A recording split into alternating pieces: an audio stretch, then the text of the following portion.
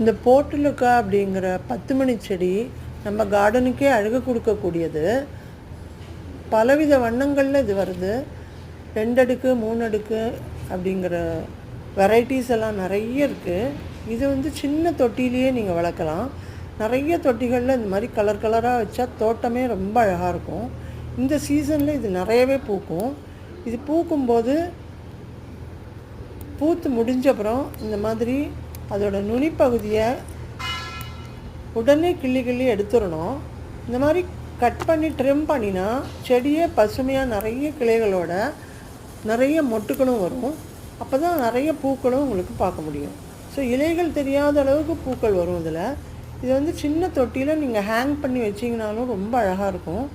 இதுக்கு உரம்னு பார்த்திங்கன்னா தொழு உரம் கொடுக்கலாம், நீங்கள் கிச்சன் கம்போஸ்ட் கொடுக்கலாம்.